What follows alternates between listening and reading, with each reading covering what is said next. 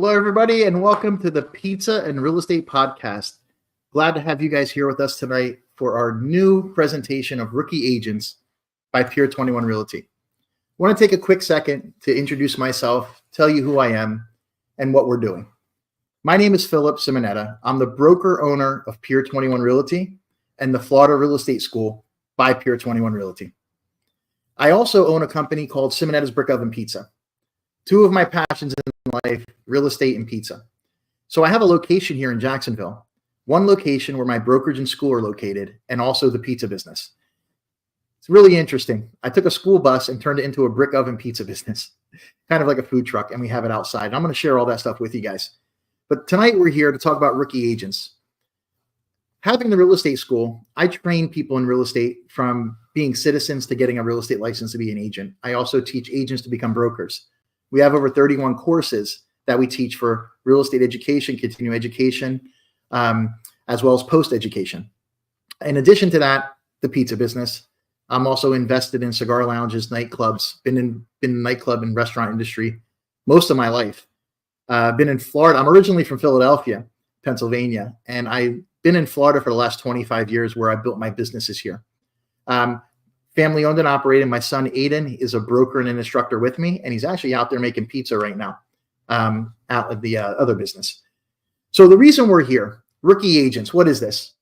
You know, everybody on YouTube, you see these real estate channels, you see these real estate people all talking gibberish, talking about markets, talking about, this thing, that thing, every other thing other than showing people what real estate is.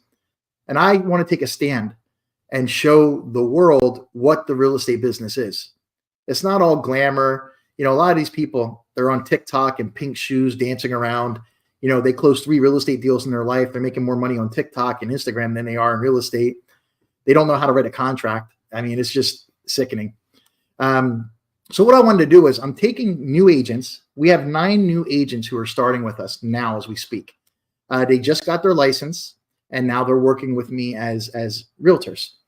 And I have 5 of them who are going to be taking this journey with us as rookie agents. So tonight, I'm going to introduce you to everyone. I'm also having a special guest, a friend of mine and a colleague I've been doing business with for about 20 years, McDonald. He is a loan officer and manager with Loan Depot. I have him here with us, and I'm going to bring him in shortly. But as I was saying, real quick background. So we have the real estate school and brokerage up on the screen here. You can see this is the information, and below you see our websites. We have pier21realty.com is for the brokerage, and pier21realty.school is for the school. We offer online classes, distance learning. We also offer all of our courses live on Zoom. So depending on how you want to learn, we do all that. And then we also have apprenticeship programs where we teach agents how to be agents. Which a lot of brokerages and companies don't know how to do themselves. There's also a story here in the newspaper about us, about the school and brokerage being under one roof. My son and I are here. Okay, and then also the pizza business. So the pizza business is Simonetta's Brick Oven. And this is our menu here. You can see it's real pizza. It's not Domino's or Pizza Hut, you know what I'm talking about? And this is an idea what we do. We took the bus. This is our outside of the building. Our building's here, and the bus in a sitting area, and we have some games out there for people, and everything is made in there. So there's also a story here. If you go to, you'll see the website brickovenpizzabus.com. That's down here in the ticker. You can get those addresses. There's virtual tours on Google, and there's stories about us and how we got this thing started and what we're doing out there. So we're having fun with that. So what brings us here tonight is, as I was saying, rookie agents. It's the Pier 21 Realty journey. It's an apprenticeship that I created that no one on earth has.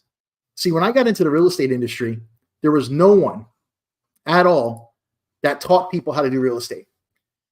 You know, you had your Mike Ferry, you had all these people out there coaching and training, you pay them, and but they're teaching you theory.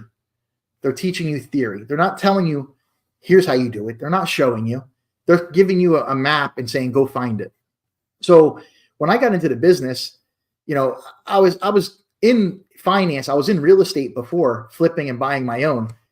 And I never got along with agents because none of them knew what they were doing. and it seemed like they got paid for nothing, right? And what happened was when I got into the business, I saw why. It's not that agents are lazy or stupid, okay? What the problem is, agents aren't taught the business. You get a job, you go get a job and you're working.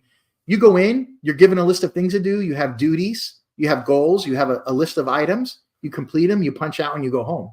You see, real estate's not like that, okay? You can have one person with a real estate license who makes $1 million a year, and you have another person that works for the same company and makes nothing a year. What do? They have the same license, they have the same education, they work for the same company. What do? It's what they do with their time between when they wake up and go to bed. That's the only difference. Okay, so what I did was I became a master at this business. I'm in the top 5% of all production with a small company in the United States. Okay, we have a school and a brokerage. We're right here. I have reviews. You can see the reviews about us from students, from other agents, from people that are getting their license. I don't even know who they are, that watch my videos on YouTube. That helps them get their license. You can see the thank yous. You can go on there and see it. It's pretty amazing. So once an agent gets their license and they become licensed and they can work for any broker, when they work for me as a broker, it's a different program. So there's a program for the state, for the real estate commission that I teach to get licensed. But now once you're an agent, the apprenticeship program is something totally different. The apprenticeship program is telling you how to make money, how to connect with people, how to position properly, how to inspire them and motivate them to work with you, how to deliver the results, which are the most important thing. Without the results, you can talk all the shit in the world. You're not going to get anything, right? Results are what matter, okay? And time after time after time, results are what we deliver. And I'm going to show you guys this. Over the weeks of doing these shows, we're going to have examples. We're not going to be able to say names and addresses and things like that, but we're going to give you examples. And we may have clients who are willing to come on here and share their stories with you. Share your stories with us and what we did. You know, I have a client right now. We're closing Friday, and the house was listed at $365.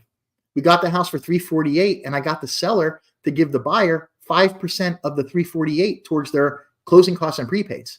It was able to cover their commission. They got the grant money from the state of Florida, almost 5%, which gave them down payment assistance. So they're basically walking into the house they're buying it for about $320, $325 at 6% locked. It appraised at $365. So they made 40 grand by buying it, and they're walking in with barely any money and maybe getting a check back from their deposit. So it's going to be pretty interesting to see how we do this. I have another example where I had a seller that had the house listed with 2 separate agents prior to meeting me. Okay. So the house was listed, didn't sell. The house was listed, didn't sell. I talked to the woman. The woman had a VA loan at 2.99%. Neither of the 2 agents prior to me offered that as an assumable mortgage. So she was on the market this long, no offers. I had the house on the market 2.5, 3 weeks. We had it under contract and closed in 45 days, almost 35, 45 days. Somebody assumed the mortgage. They put 100 grand down, assumed the mortgage. She got more than she wanted. The buyer saved almost $240,000 because over the time of the loan, because the rate was 2.99 instead of 6.75 at the time. So they're the kind of things people need. They need solutions. They need ways to make things happen. And the problem today is 80% of the agents don't even understand what I just said. That's the crazy thing. You know, a question on your exam is what loans are assumable, FHA and VA. That's on the exam. That's taught in my class. So it's either those agents don't want to do the work that it takes to get the assumable loan done, or they just don't care. They're trying to get a deal done. And that's what happens.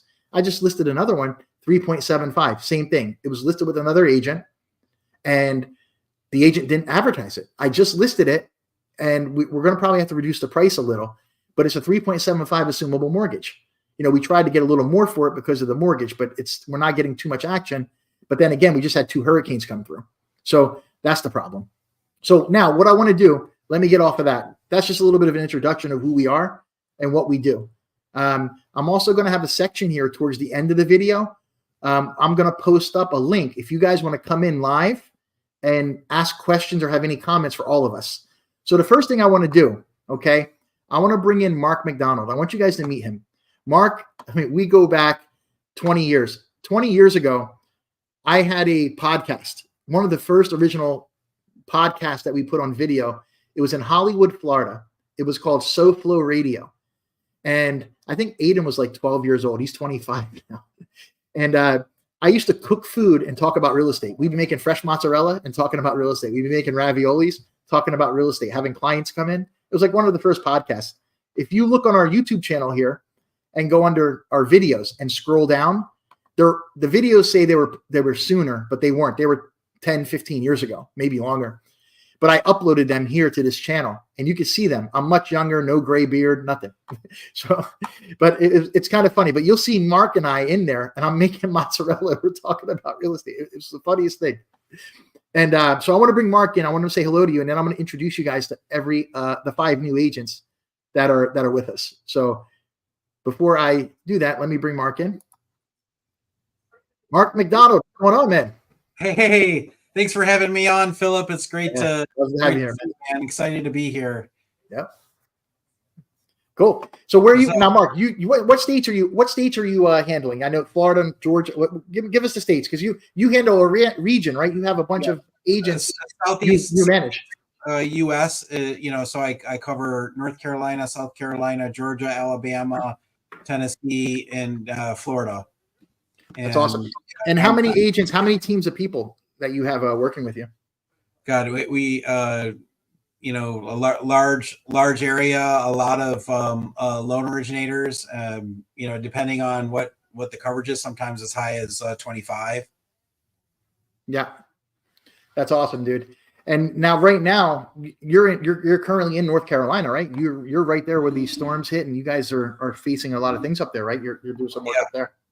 The bulk of our business that I've been doing, anyways, personally, because I've lived in Florida for 18 years and North Carolina, like now 7. The few areas that got hit with all the storms, all of my clients and a large part of our volume is all in those areas. So we're definitely dealing with the post-storm aftermath and getting homes ready for sale that might have had some trees that fell down on parts of the house or the affidavit signed. But yeah. But we're doing good. It's all pretty much, we got all 26 of the ones that I was working on done. So crazy, man. And one of those are ours, right? For Friday. Yes. Yeah, Friday. The deal I was just talking about. First time home buyer where they're getting no money out of pocket purchase. Yeah. In a market like we're in today, that doesn't happen, right? Unless you work with me. Yes. For us, right? You are the master at that. Yeah. Yeah. It's the name of the game, man. Deals for people, man. That's what it's about. See, that's the other thing. A lot of agents are all about money and getting deals for themselves. See, I'm about getting deals and money for my clients. You know why? Because it's under contract. When a deal's done, I make my money. I don't focus on my money. I focus on their money and getting them the deal. And when they get the deal, I get paid because I have a contract, right? So it's a little bit more work, but let me tell you, the relationships you have with people and the trust you build with them, beyond belief. I don't have a client who doesn't become a friend because of what I bring to the table. And I treat their deal like my own. I treat their deal like it's my money because I care about them and I want to get them the best deal. And at the end of the day, that's it. Yeah, I get a front row seat to seeing some of your awesomeness from not only your negotiating skills, how you structure a deal where people are getting like no money out of pocket, how you solve problems along the way. It's pretty incredible to see over the last few decades, my friend. Yeah, blessed and excited. Thank you. Yeah, and your team. Awesome, man. All right, cool. So now what I'm going to do, I'm going to bring in the agents, and I'm going to bring them in so they can introduce themselves. The first agent I'm going to bring in just obtained, the people you're going to meet tonight just obtained their license recently. They went through my class, and now they decided to come work with my brokerage. After checking out other brokerages and seeing what was out there, then they returned and said, hey, I think I want to work with you, because they saw what was out there. So the first person I'm going to bring in here to introduce themselves, tell you where they're from, a little bit of their background, what their current field they're coming from is going to be Christine Swickla. So I'm going to bring Christine in and let her introduce herself to you guys. Hi, hey, Christine. Bill. Hey, hi, Bill. welcome. How are you? Hi, Mark. Good to see you again. Yes, good seeing you. Good. So good to see you. So Christine, tell everybody where you're from, what, a little bit about your background, what field you come from, and what you're bringing into the real estate agency or the real estate business, and what you're bringing into Pier 21 with your experience. Well, thank you so much for this opportunity. I am originally from Chicago. I lived in a couple of different states, but transplanted to Florida from Michigan. And, couldn't have come at a better time because I moved in July, one of the hottest months of the summer, and Mhm. followed by 3 hurricanes. So I feel like I'm batting 1,000 for the true Floridian experience. Um, I am excited to be in real estate because I have been in sales for 20 years, working in the pharmaceutical and biotechnology arena. And what excites me about this particular type of sale is that I'm going to be fully in control, working directly with my clients to really dig in the trenches of the real estate market and dig out the best deals for them. Yeah. Clients are the most important thing. It really Yeah. is. It's the relationship. Yeah. Bringing the results to them is natural. That's what I do.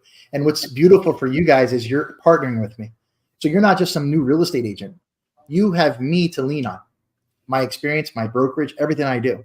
So when you're working with these people, yeah, you're a new agent. However, your broker and your partner, Phil, is right here beside you. I'm on Zoom with you. I'm a phone call away. I'm putting those contracts together. I'm negotiating the deals with you if you need me to.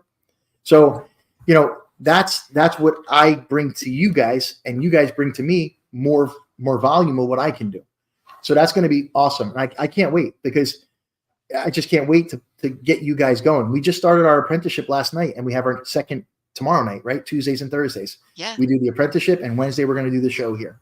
So that's awesome. I can't wait to get you guys going.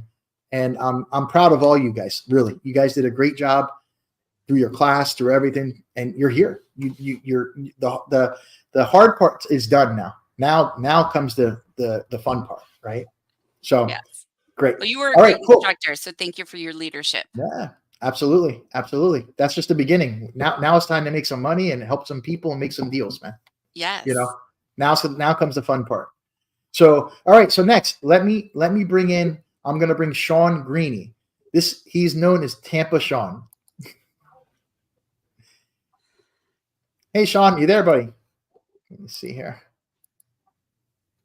Let me see. Sean's not pulling up. Sean, you there?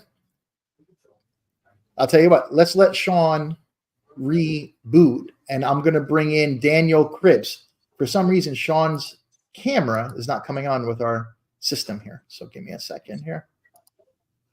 Let me see if I can bring Dan in here. All right, there we go. Daniel Cribbs. Guys. What's going on, buddy? Dan, introduce yourself. Dan just passed his test yesterday. So he's in the process of being activated as an agent with me. We filled out his application today, but we're waiting for his license to come from the state so I can actually activate him. So he is technically he's a real estate agent, but he's inactive at the moment. He'll be active tomorrow as soon as we put his so his title and his name there is just passed exam. So go ahead, Dan. Tell everybody a little bit about you, where you're from. Definitely a fun time passing the exam. It took more than one try for me. But you really led us so well through the course and gave us all the material that we needed. I just had to slow down and read the questions a little bit better. They try to trick you. But it is tough. My background is I'm a food truck owner and been a personal chef, as well as bounced back and forth between infrastructure work in construction, boots on the ground, heavy equipment. I left the field as a foreman and was a foreman for a number of years. And I really, like being out and being with people. When I'm in the kitchen running the food truck, I'm kind of stuck right behind the grill. So I don't really get that personal connection with my customers. And ultimately, I run across your videos and met you and realized how obtainable it was for me to get into real estate. It's something I was always intrigued by. And, the big lead to that is the time that I wanted to be able to devote with my son, being able to control my schedule. That was something really big as far as, getting licensed to be a realtor. And so here we go. Yeah, we're at the starting line, man. We're there. Talking about being with your son and working with your son. It's the best thing in the world I can do. He's working the pizza bus with me. He's a broker and instructor here with me. Every day I'm with him. I wake up, he's around. I go to bed, he's around. It's the best feeling in the world. Yeah, and that's what's good for me to have a good leader like you to follow with. 10 years of my life, he didn't talk to me. I got divorced from his mother, and they were up in Pennsylvania. And for 10 years of my life, I called him every morning and left a voicemail, and I texted him every night before I went to bed. For 10 years. He still has those text messages and voicemails. He still has them. He has them saved. For 10 years, just because divorce and bullshit and people, Yeah. 10 years of my life, I just kept going and going and pushing. And now look, he's here, dude. Like he's part of everything I'm doing, and I'm building this all for him anyway. So that's why I'm doing it, So that's what I'm here for. All right, so let's bring in next. I'm going to bring in our next agent, Alicia Neev. Alicia, say your last name for me. Is it come in? I'm going to bring you in. You could just say it. Hold on a second. Hi, Phil. There you go. Hey, Alicia. My last name's pronounced Nieves. It means snow in English. So I would that's have got it wrong. Easy way to remember it. There's no snow here. There's no snow here in Florida, yes, so we're that's good. why I live here now. I used to live in Salem, Massachusetts, and that is why I moved here about 4 years ago, to get away from the snow. Ironically, it just happens to be my last name in Spanish.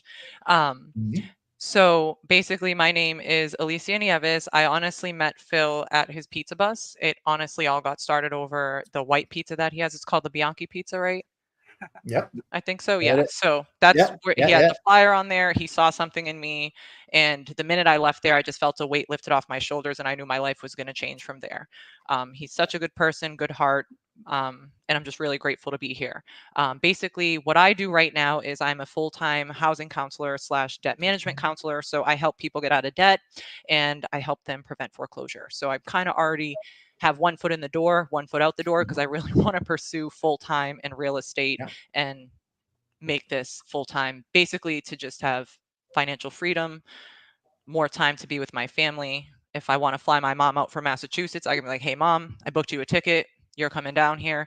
That's my main reason for being here, is I just want to break generational curses and not live the same life that I lived growing up and that the rest of my family lived. Moving forward. You're on your way. You're at the starting line. Very grateful. Thank you, Phil. You're on your way, for sure. 100%. You're there. Awesome. Next, I'm going to bring in Francisco Tovar. Francisco, what's going on, man? Hey there, how's it going? Hi, everyone. Awesome, Hi, Philip, Mark, Christine, Daniel, Alicia, everyone. Good to see you guys. Good to see you. Good seeing you, Francisco. You as well, sir. Awesome, Francisco. Let everybody know where you're from, a little bit of background, what you do, and what's bringing you here into business. Now, what's interesting about Francisco, I actually did a deal for Francisco, and Mark actually handled the financing, and he'll tell you a little bit about it. It was challenging. It took some time. We had to get some things situated, but he got his dream home, man. It worked out, and from there he wanted to change his career, and he saw what I did and brought to the table, and here we are. So, Francisco, go ahead, introduce yourself, man. Yeah, man, it's incredible. Those guys changed my life. It was amazing. So I'm from Caracas, Venezuela. I have a background as a human rights activist, which is, as you know, a dangerous profession in that country, in my country. So I moved to the U.S. A few years ago with my wife, and we decided to adopt this land as our new home. So I've been working nonstop as a educator for the last 20-something years, and I'm really tired. That's true. You're a school teacher, right? What grade do you teach, man? I'm teaching now 7th grade, but I was teaching last year 11th grade. So I think it's a beautiful thing, but it comes with a high price. Yeah, it's really, really demanding. It takes a toll on you, on your time, and your mental health, if you will. And I thought, man, I'm 42 years old. I want to change my life. I want to do something different that brings passion, that brings excitement into my life. So I thought, I saw Philip. I know Philip from 2 years ago, and I turned to him when we were looking for a home. And man, I had no idea that he could do the things he just did. And Mark, that was amazing. We found the home of our dreams. really, really a beautiful home in a beautiful community that we never thought we could afford, to be honest. And then it all happens. And it was like a dream come true. It was like magic. And I said, wait a minute, I want to be able to do this thing that Phil and Mark did for us for other people. And yes, I Yeah. love money, of course, but it's not money I'm chasing after.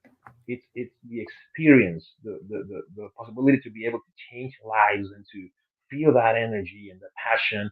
And there's Mhm. something that Alicia mentioned that really rings a bell. She mentioned breaking up with generational curses, right? I believe that most of us are trapped into that generational curse of working 9 to 5 and making ends meet and just provide for the family and not feeling happy in the process and feeling miserable and dry and Yeah. dying beyond. So I don't want that to be my life. I want to enjoy what I do. I want to enjoy my life. I want to be free. I want to be happy and also make a lot of money. So I Mhm. thought this was a path. And funny story, my wife came up when we met with an astral chart. You know, those charts that tell you the future and all thing. And she said, you know what? You would really, really be good as a real estate agent. Oh, really? Hocus pocus. Yeah, you really would be great. And that was about, well, nearly 8 years ago. And I never paid mind to that. So in time, I started to see things and everything was leading me towards it. You know, like this phenomenon that is called reticular formation system, right? That whatever you Mhm. want, you have something in your fate or your subconscious mind, you see it every Energy, day, dude. It's you feel it metaphysics. somewhere. It's metaphysics. So It's yeah, pushing you. It keeps pushing in your face until you do it. It's just until you get it. so Yeah. everything led me to it. I would turn on the TV. I would see a real estate sitcom. Then I would see a poster that would meet a person, and well, what is this? What is this about real estate that is calling me? And say, oh Mhm. well, I saw what Philip did and Mark did, and said, oh, this is what I want to do for the rest of my life. I want to do this. That's the answer. Yeah. That's awesome. That's awesome. That's awesome, man. We're here. We're ready to go. One thing I want to say and respond to you guys. Um, for me, you look at me now. You guys know what I make. I showed you, right? I showed you guys what I make. Yeah. I don't show the world that because I don't want to seem arrogant, cocky. You know what I mean? Because I make a lot of money. I could retire tomorrow. I don't need to work. I have enough passive income. I got plenty of money. The reason I do what I do is because I came from nothing. My parents got divorced when I was 12. My three brothers, one was 9, one was 6, one was 3. When my father left, we had nothing. I went from a comfortable life to having nothing. All my friends I grew up with all had whatever they wanted, right? They all had everything. And for me, just to stay in touch with them and be able to hang out with them on the weekends, I had to go to high school.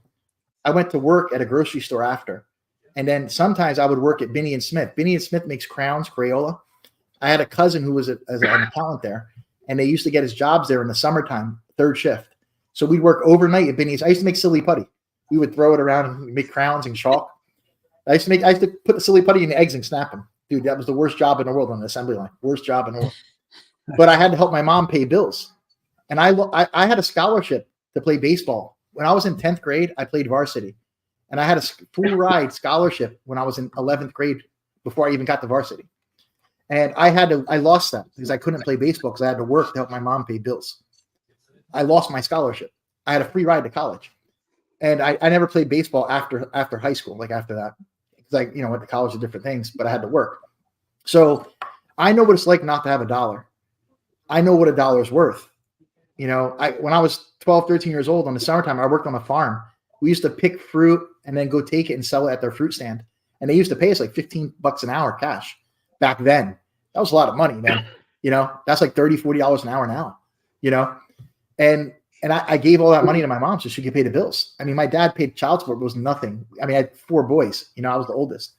So I made a promise to myself.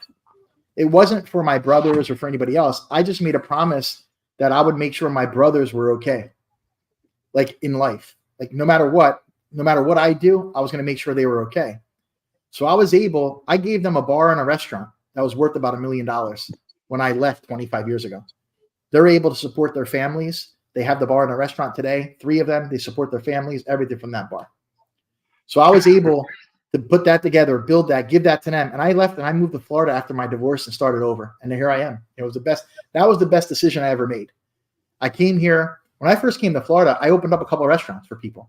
They paid me to open the restaurants. Then I opened a couple cigar bars. And then when I was opening, I was flipping properties, doing things. And I met a couple people, and the one guy's wife was a broker. She wanted me to, I'll get your license. Okay. I went and got my license. And then, I went through a couple things and did my own thing. And then eventually my son said, Dad, I want to work with you after COVID, and after COVID, he came down here. They mailed him his diploma. They mailed it to him. So he came down here. He got his sales license, then he got his broker's license, and he got his instructor license. I pushed him to do that. And he's exactly what I am on paper with the state. License-wise, he can go open his own brokers in school tomorrow if he wanted to. Like he's literally the same as me on paper, which is ahead of most people. He's 25 years old. He'll be 26 November. So and then now he's running pizza. I taught him how to make pizza through the bus. Like I'm teaching him things that no one ever taught me. The people in my life didn't want me to get ahead because they use that.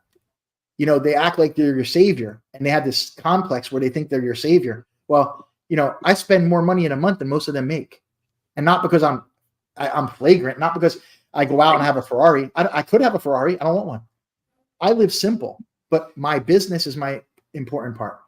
My business is what matters to me. My clients, my relationships. What matters is that. It doesn't matter if you have a Ferrari. Who gives a shit? It doesn't matter what you do. That's all physical, man. It comes and goes. You're better off to rent the Ferrari for the weekend, beat the shit out of it, and not worry about it and take it back. Spend $2,000.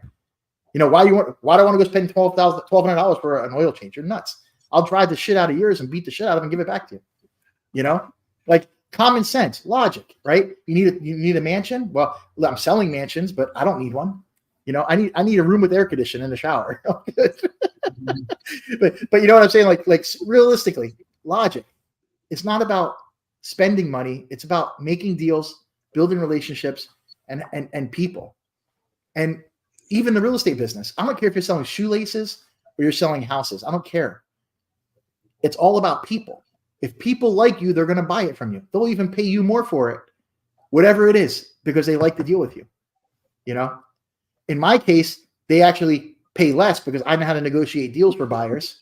Mark just seen that. Francisco witnessed it himself. So and then sellers. I mean, I get deals done that people can't even imagine. I'm driving tomorrow. I got 2 properties next door to each other for sale. I found an investor who's probably going to buy both of them, most likely. In a market that we're in right now where nothing's selling. So, it's just part of being consistent. You got to be consistent in life. Keep the pressure on whatever you're doing. It might not look good today, it might not look good tomorrow, but keep that pressure on and keep going in the right direction, right? That's all you can do. And if it's real estate, great. If it's pizza, great. If it's cigar bars, great. If it's nightclubs, great. Whatever it is, you got to keep the pressure on and keep going in the right direction. That's all you can do, man. All right. So I'm going to bring our last agent in, and Tampa Sean's back. He's working. I don't know if his Wi-Fi, he's in Tampa. So they're having internet issues. He just got his power back a couple of days ago. So let me get him in here. Let's see if we're good here. Tampa Sean. Actually, I think it came on yesterday. Hello, everyone. Yeah, the lights came back on yesterday, like 5:30 at night. Yeah, it came. We were on our training, right? You walked in with the training. We were on training, and you turned around. Oh my God, electric's on. Yeah. Nice. You weren't expecting it till Thursday. You said, I thought, right? No, yeah, it was kind of a crapshoot between when the storm hit, and Tico projected they'd have 100% by Thursday. So you never know. And yeah, we were in the middle of the call yesterday. I walked in and heard the air conditioning roar, and it was a great day. That's cool.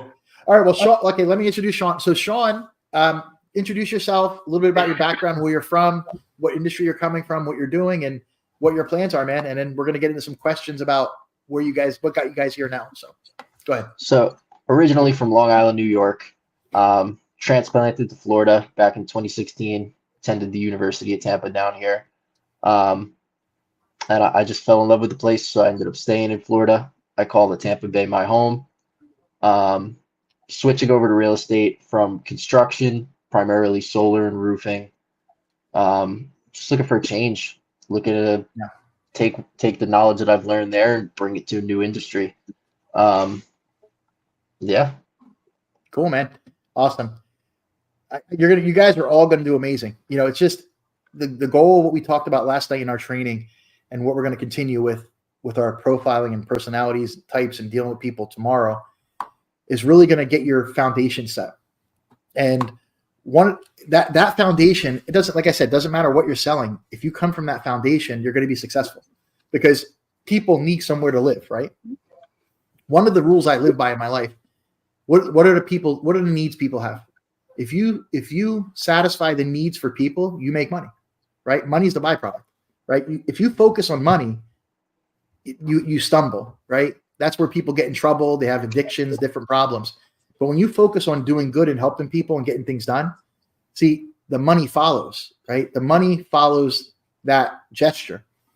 So in real estate, you know, when people trust you and they like you and they know they can trust you, they deal with you, right? There's got to be some kind of connection there that they believe in you and you can get the job done. And you have that ability to show them that because you're working with me, who has the track record, right? So you're coming in here day one with no experience. But when I teach you my talking points and how you're going to deal with people, it's going to be like you've been doing this for 20 years because of the communication. And then what you got to understand is it's not going to matter if it's your first day or not, because I'm going to work with them on that deal. And you're going to learn how to do that deal by working with me on it, holding your hand, taking you through to the closing. And we're going to do that 2, 3, 4 times. And it's going to be like riding a bike. Eventually, you're not going to need me. And that's when you guys go on your own and do your thing and work with me at the brokerage, right? But in the beginning, the apprenticeship is going to be, it's like going to college. It's like you're paying your dibs, right? You're learning how to get things done. And you're going to learn from the best. Not to be arrogant or cocky, but I'm the best at what I do. Look at the reviews. I mean, I'll go up against anybody. Anybody on earth that's listening to this, if you're a real estate agent, I'll put 5,000 on the table. You could put 5,000 on the table. Let's make calls and see who gets more appointments. Any day of the week. And then I'll give that money to charity because legally I have to. So, but I'm just saying, that's what we have to do. If anybody wants to take me up on that challenge, please, let's do it. I'm like hungry. All right. So anybody, I don't care who you are. All right. So that's my dilemma, you know, not to be cocky or arrogant. I know I'm the best because I put everything I got on the line for people. I put everything I got on the line to get deals done, and I don't mess around. I mean, Mark, you see me deal with people. I mean, there's no pulling punches. I know the laws. I know the rules. I know how to get things done, and I use everything to my maximum ability, you know, and that's it. And that's how it works. And all right. So what I want to do really quick is I have some questions I prepared for you guys, and I'm going to ask you guys the questions, and I just want the public to see who you are, where you come from. And the reason I say that is when they're looking to buy or sell a house here, okay, in Florida. One thing I want you guys to mention when you're answering the questions, where in Florida are you? Because you guys are spread out. I have agents in Fort Lauderdale. I have agents in Tampa. I have agents in Naples.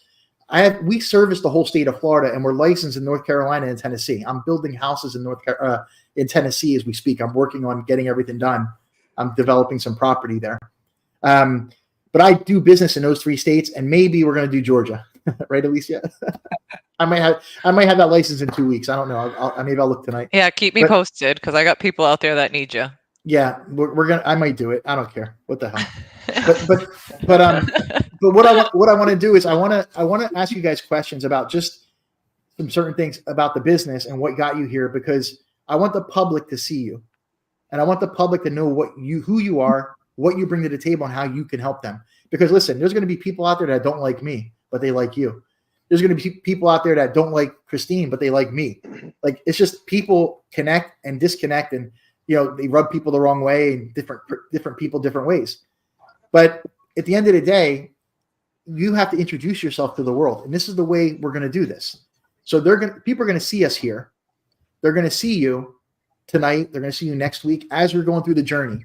They're going to see ups. They're going to see downs. They're going to see frustrations. They're going to see celebration, because there's going to be times you're pissed off. There's going to be times things work, because that's how you learn. That's how you build your skills, right? You got your beliefs and all your things that you're working on that drive you. And then you got the actions you have to take to get things done, to make things happen. But as you're taking those actions, that's how you build your skills. And your skills come from making mistakes. Your skills come from messing up, right? My best lessons come from when things didn't work. From my mistakes, I learned my best lessons in life, right? So that's what happened. So what I want to do is, Christine, you go first. Okay. I'm going to pull up the questions. All right. And I'm going to read a question. I want you guys each to go through the answer. 4 or 5 questions. Okay. And then what we'll do is we'll take call-ins. Let's see if anybody wants to call in and talk to us or anything after the questions, okay? So, all right. So first question. What inspired you to pursue a career in real estate? Oh, Phil, this is a great question. What inspired me to pursue a career in real estate is just my passion for it. I love the architecture. I love the vision of what the house is or what it could be. I want to build generational wealth with and through real estate for myself. And my goal is to help other people build generational wealth with and through real estate. And that's because I came from a family where my father worked 3 jobs, my mom worked, and my dad always taught us to pay ourselves first before we paid anybody else. But he had to scrape through every single paycheck to be able to do that. And my goal is to help my clients find the best deals at the greatest price so that they can start building generational wealth for their family. Yeah. Makes complete and total sense, man. Awesome. Love that. Love that. Dan, what inspired you to get into this career? Yeah, so thanks for asking, Phil. I've been in Florida my whole life, and I moved around for a little bit in the state, as well as I spent a little over a year abroad in New York, just kind of learning my trade. And during that time, I bought and sold a few houses, and in that, I had some people help me along the way that were just really good at a time that was pretty scary, especially as a first time home buyer. It's a pretty scary thing, and to have an agent help you that is there for you, and good communication skills go a long way. Well, if you got a nervous buyer and they're just kind of panic and they call, and you're there to answer the phone and to just talk them through it, it's a real big thing. And to be able to do that for people is amazing. And like I said, my son is the big thing in my life, and having the flexibility in my time to spend with him, take him to school every day, and then I can go meet a few clients, show some houses, do that on my schedule, and still be able to be a dad and not be missing, is amazing. And if you do a good job, the financial rewards are there. I can show him this same path, and maybe we develop some properties together. That's kind of something I'm hoping to do. Best thing in the world, dude. Yeah. My whole goal, I'm looking for a 4-unit for Eden, right? He lives in one, rents the other 3. Get that one set up. We start looking for another one. He rents that one out he was living in, live in one, rent the 3. Yeah. By the time he's 30, he'll have a couple $1 million. That's right. And now's the time, dude. The next 6 months, the next year, deals are going to be everywhere, man. Deals are going to be everywhere. You just got to be prepared. Cash is going to be king. That's where we're at in this world. So it's coming. It's coming. All right, man. Great answer, dude. Alicia, what inspired you to pursue a career in real estate? Honestly, what inspired me is I've been working as a full-time counselor for over 4 years, going on 4 years, and I just feel like it consumes a lot of my time. I don't have enough time to spend. I'm a dog mom, so I don't have enough time to spend with my fur children. I don't get enough time to spend with my wife. I just feel like my life consumes my job, and I just really want to have freedom so I can kind of get away from that and be my own boss and make my own schedule and just live life. I feel like I have not been living. I've just been existing, if that makes any sense. And I'm sick of just existing. I want to live and, start feeling what it's like to be alive, because lately it just feels like every day has been on repeat, and I want to break that cycle and start something new that I know will bring not only generational wealth but also break generational curses that I think needed to be broken a long time ago. And I feel like I'm going to be the one in my family to be able to do that and hopefully inspire, my nieces, nephews, because I don't have children that are growing up, to do the same. The results you have will inspire them. Yeah. Thank you. Results. It's the results you have. You don't have to say anything. The results you have, people are going to see it. They're like, holy shit. Yeah. Right? The actions speak for you. That's what speaks for me, my actions. Yeah, no, for sure, because I wouldn't choose any other broker to work with. I know it started over a pizza, but it turned into something so much more, and I am just so grateful to be here. I couldn't say that enough. What it's about. Yep. Awesome.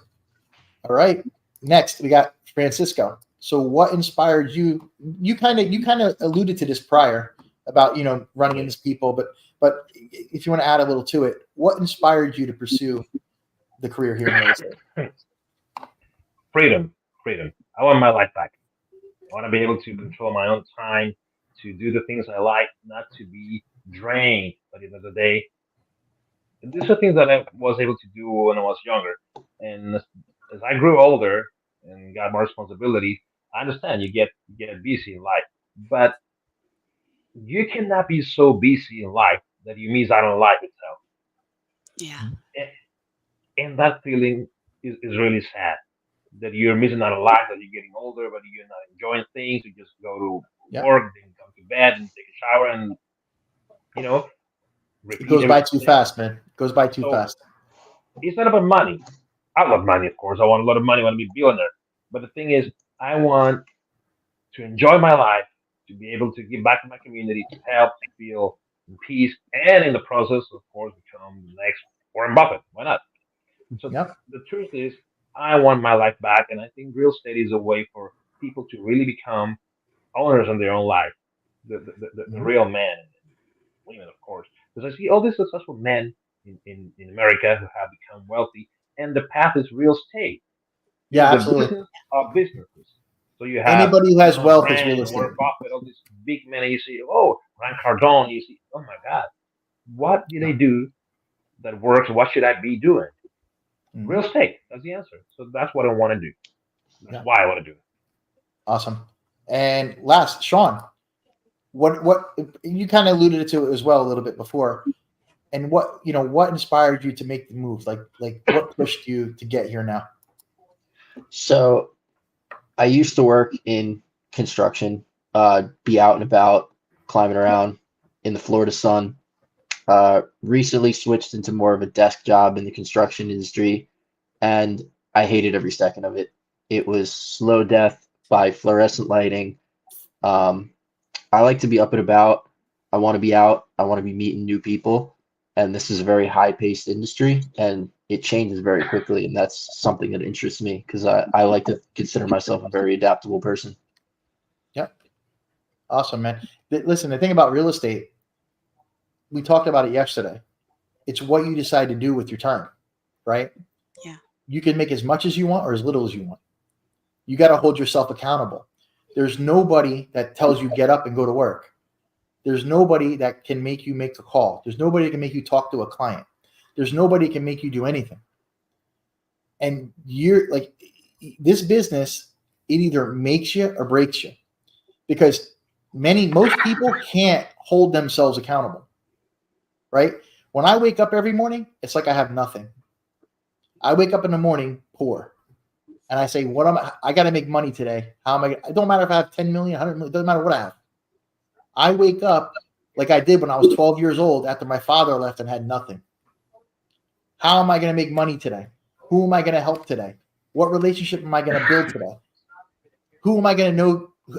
I want to be better tonight when I go to sleep than I was when I woke up this morning. Now, what is better? It's not money. Knowing more people. It could be making money.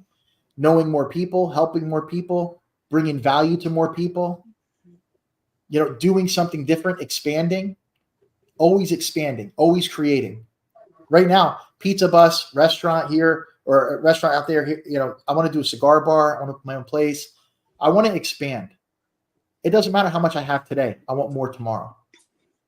Because if I open a cigar bar, I'm going to get more deals for real estate in the cigar bar. I opened the pizza bus. I already got 3 real estate deals from the pizza bus. The one closing Friday is from the pizza bus, right? Really? So just Alicia's here, and I got a deal closing tomorrow, and I'm making good money from the pizza bus. The pizza bus already paid for itself through the real estate deals, So I want to expand. I want to grow. I want to build bigger things, but with the right people, not the wrong people. Because there's a lot of wrong people. When you're successful, people come to you. Like my friends, they joke with me that I have binoculars built into my eyes. I see shit before it happens. Mark, you see the shit. I tell you shit's going to happen on deals. You're like, how did you know that? Because I know it. I know what's coming. I know how people are, man. I know it. I've dealt with the worst people on earth, and I dealt with billionaires. I could deal with anybody. Mm-hmm. I've seen it all. I've seen it all in my life. So that ability, I see right through shit. I've literally dealt with the worst people in the world, and I dealt with billionaires. And they all like me because I know how to deal with them. This is what I'm going to teach you guys tomorrow night. You understand your personality, and then you understand theirs, and you can adapt yours to theirs so they like you, so they want to work with you. You got to adapt yourself. This is what I'm going to teach you guys tomorrow night in the apprenticeship. This is part of the profiling, right? This is how you build relationships, instant rapport with people, right? So that's that. Now, the next question is what I want to ask you is, what do you enjoy and what did you not enjoy about the process of getting your license and getting here now? Because I met you guys when you didn't have a real estate license, right? I taught you guys the classes that flew by, right? Didn't those classes fly by? Those 13, those 14 flew by, right? 63 hours flew by. Like, holy shit, where'd it go, right? What was the best part of it and what was the worst part of it? That's real quick. You don't have to take long. Just what was your best part of the experience, the high and the low? So Christine, go ahead. Go first. I think the best part of the process for me was being in a classroom with people that are now my fellow colleagues, and we were all deer in headlights. And kind of going through the process and, seeing everyone have their moments where that light bulb, that aha moment happens. And then, obviously passing the exam. I think the worst part are the math questions. And Mark, I mean, God bless you, because I don't like it at all. And I'm so glad that we have a trusted advisor like you to help our clients and us with all of the wonderful math that is involved in real estate. Yeah, what's the what do you call it? What's the ratio for VA? There's no her. There's only a tour, and it's 41%. Right? Everybody's looking at me. There's the deer in headlights again. Yeah, there's the deer in headlights. Exactly. No, thank you, Phil. We already passed. We knew it enough to pass the exam, and now we just want to sell and buy. That's all. Yeah, they didn't give me that one on my exam. Thank God. Yeah, I got that one. Funny. That's so funny. And how about the reverse one where you have to find out the tax deeds when you got to divide it and oh my goodness, divide it by 0.002 instead of multiply by 0.0, like that whole thing. Remember? So well, listen, I'm still. Mark, I got to call you and ask you about one of the questions that I had because none of us still know how to figure it out. Oh yeah, Mark will figure it out for us. Yeah, I love it. Let's go to Dan. Dan, so Dan, what did you enjoy most, and what did you not enjoy about getting licensed up to this point?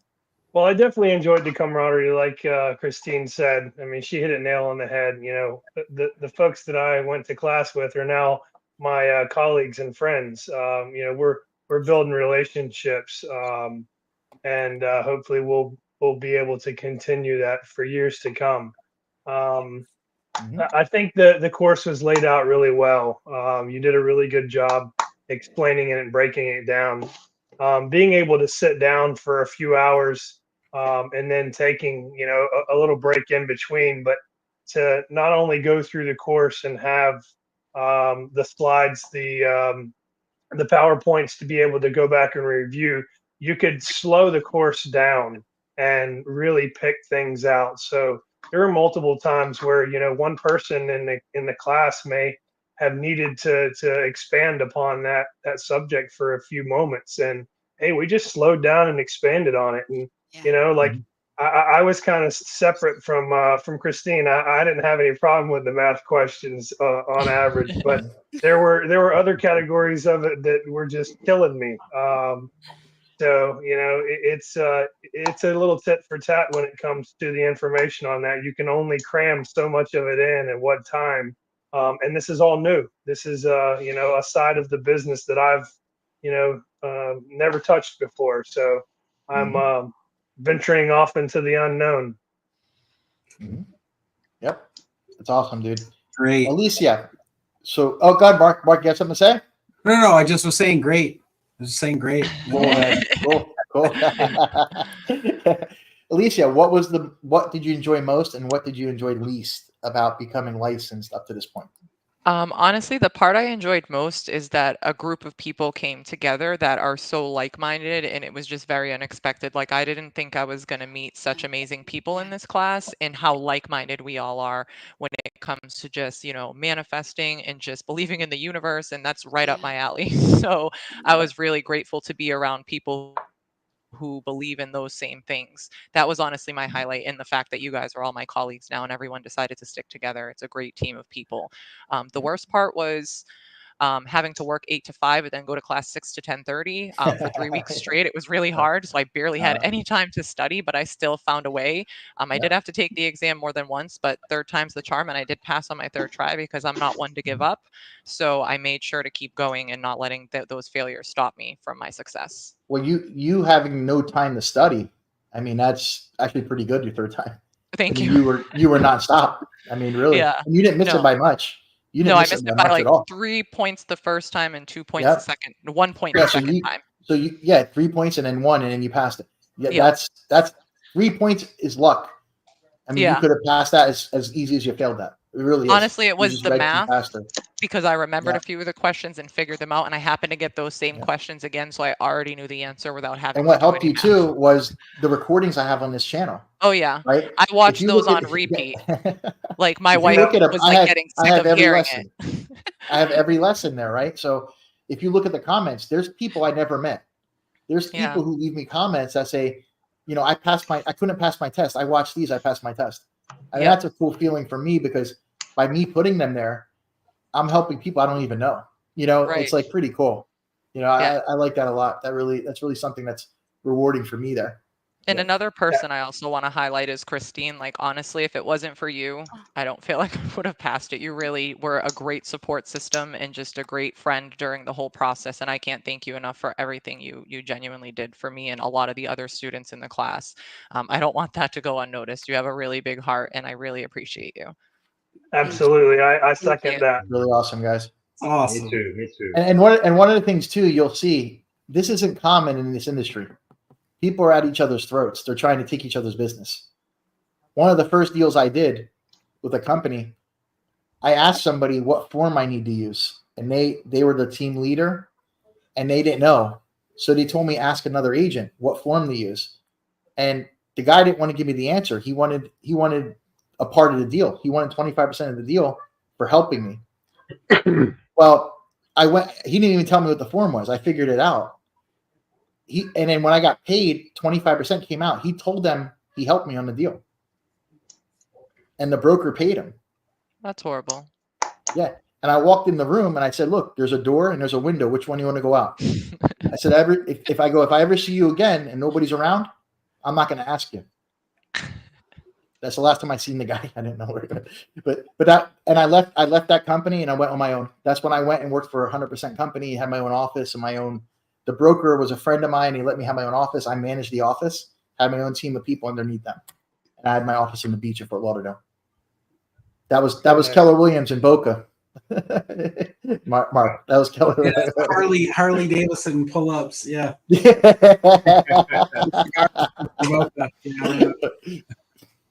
Yep. I always say I'm kind. I'm not nice. Because what I want you guys to do is anybody at a computer, never say you're nice. You don't want to be a nice person. You want to be a kind person. And here's why. Look up the word right now. Somebody can look at the computer. Look up the origination of the word nice. And I want you to read me the definition. What is the origination of the word nice? It's Old English for something.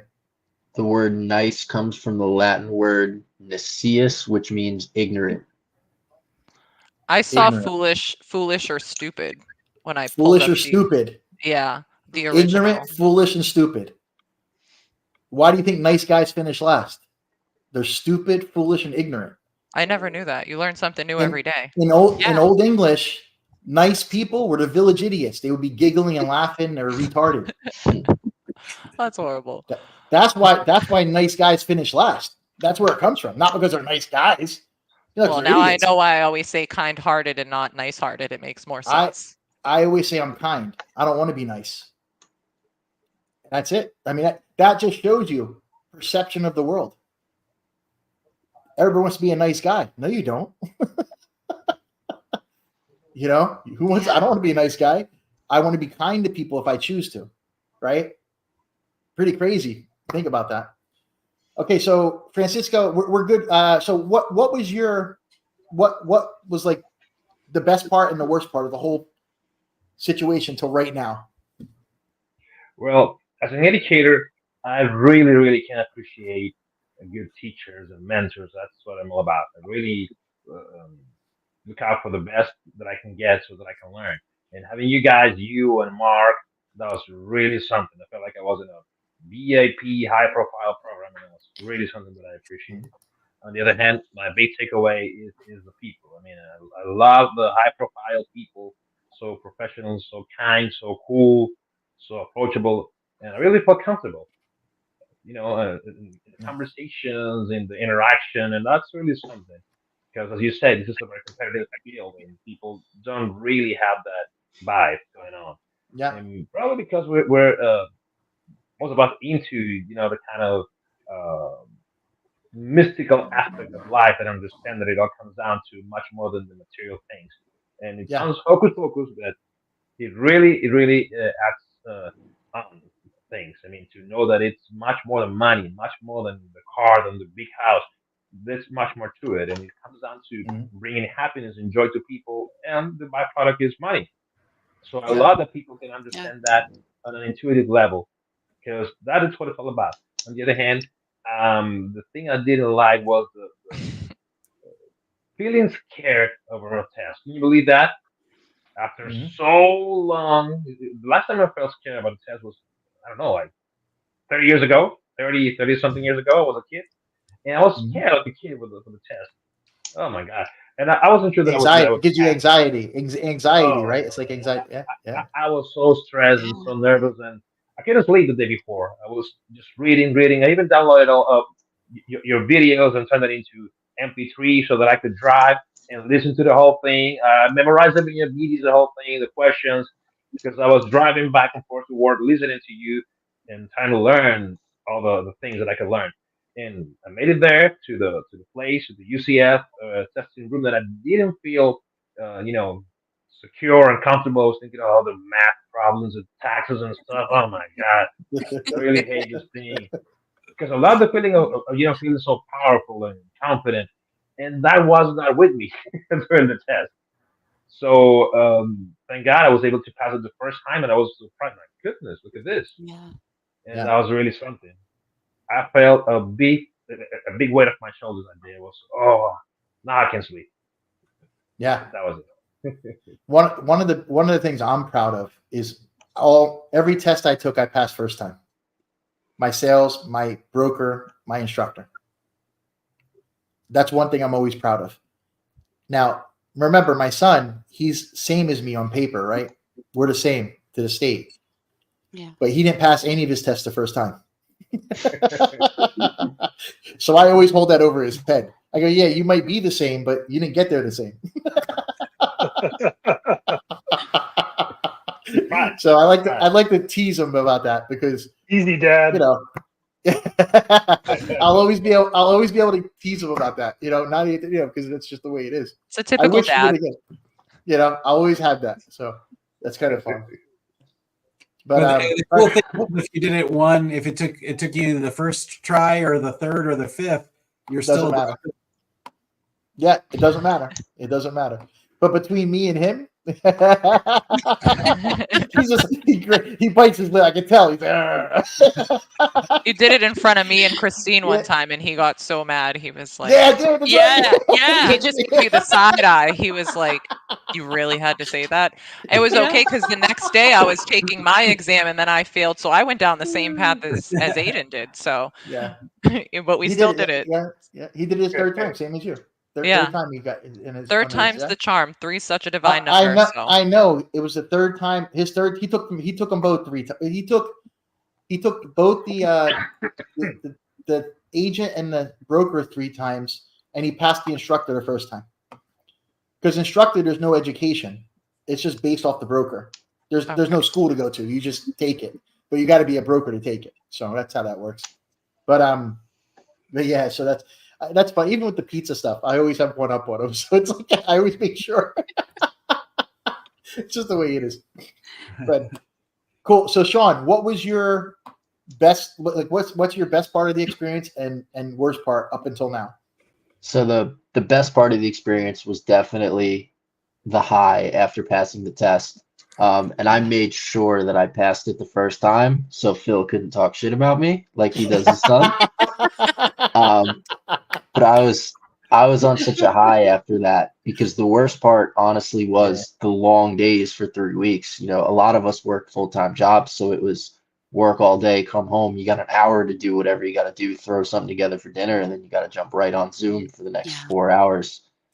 Yep. And then wake up the next day and repeat. Yeah. And you guys, I mean, it's hard. I did it, man. When I took my license, I was opening a cigar bar. So I got up early in the morning and I did 2 lessons. I did online. I did 2 lessons. And then I worked all day at a cigar bar. We were building it, literally, like gutting it out. I had the contractors there, licensing. I get done late at night. I go home. I do 2 more lessons and I went to bed. 2 lessons, get up, work, go home, 2 lessons. And I passed that the first time. Like I did that. And then that was hard. That was hard, but it worked. So I did it, got it done. You got to do what you got to do to get it done. I know what the feeling was because I did it. I know. It pays off. Cool, man. And then the next question. Let me see. I got a couple here that I want to ask. I'm gonna cut a couple of them out because we're getting close to 9:30. So I want to. Let me see.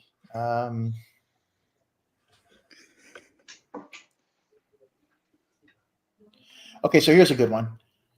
What skills or experience from your past in your business and life do you think that will help you succeed in real estate to be able to relate to people, do things?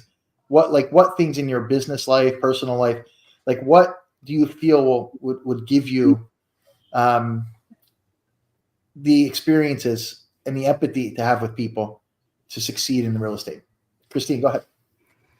Oh, Phil, that's a great question. I would say I've got the grit and tenacity to wake up every single day, prospect calls from 8 a.m. to 12 so that I can make connections with clients and either help them sell their house or find buyers for their house. And I do have empathy because at the end of the day, I read people's energy. I mean, I wear my heart on my sleeve. And we have certainly been through some trying times financially.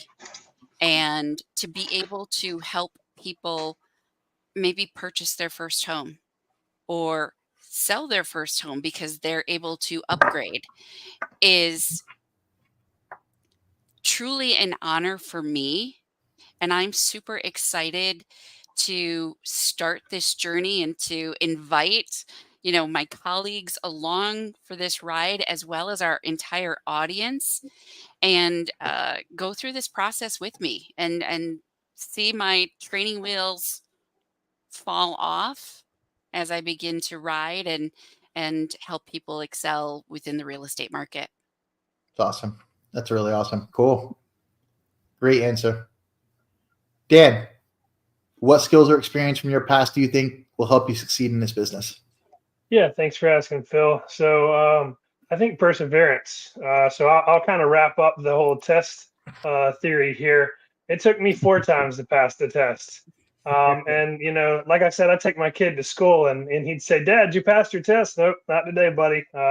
So we're going to listen to Phil on YouTube while we're riding for a little longer. And when I finally passed the test the 4th time, I came out of the room and I'm waiting to get my paper, and they're like, "Oh, the system's down. Sorry, you're gonna have to wait." Okay. Oh yeah, this is great. Yeah, you got to tell this.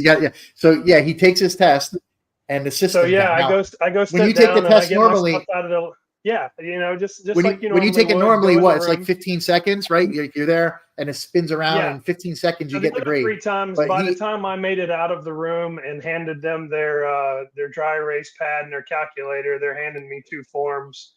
And it's telling me which questions I got wrong, and which category I could do better in, which, I was 75% all the way across the board, except for, I'm missing that 1 or 2 to pass to get my actual 75.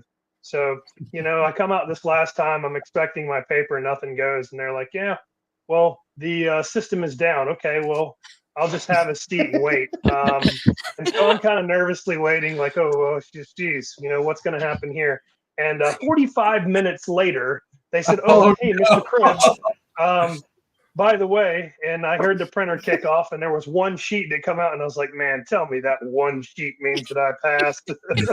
And the lady turns it over and hands it to me, and as soon as she started to flip it over, I seen that the little scale was gone with the different categories, and right in the center of the page, you passed. Like, all right.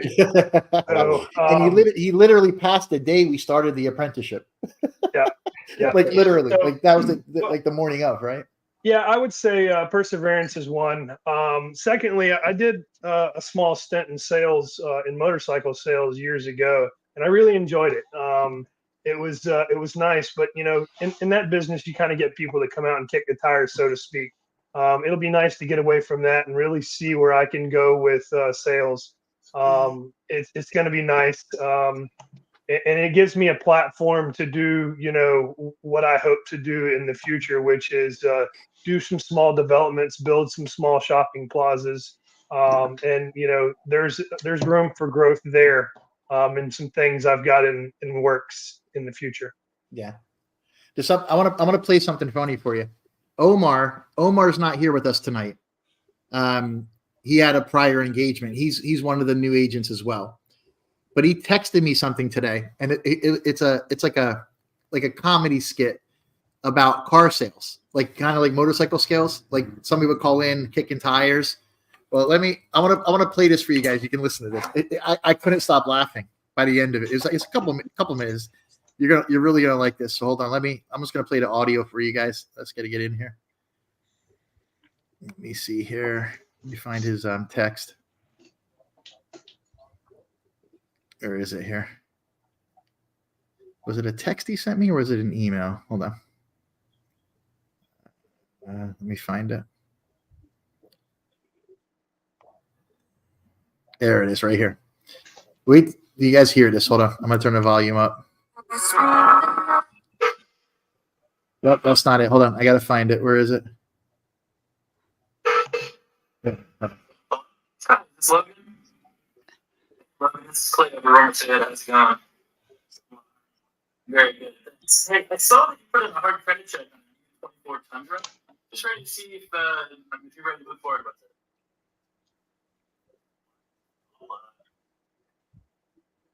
It's really hard to hear, Phil. Yeah, I can't hear it. You can't? Okay.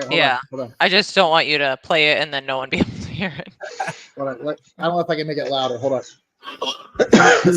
Can you hear it or no? Hey, Logan, this is Clay over Realty. How's it going? Very good. It kind of fades out when the other person starts talking. Yeah, it's the microphone. it's the microphone. You know what? Let me see if I can email it to myself and play it in the computer. Hold on. Because it's really funny. I don't know if I can do this. I don't know how to do that. You can't hear that at all, right? No. Hold on. Let me press really. on. All right. Basically, what it is, the guy did a inquiry online to do a credit check for a car, and he's calling him up. Hey, I saw you did a credit check. Did you want to buy the car? And he's like, no, I was just looking. And the salesman hangs up on him, and the guy calls back. He goes, you hang up on me?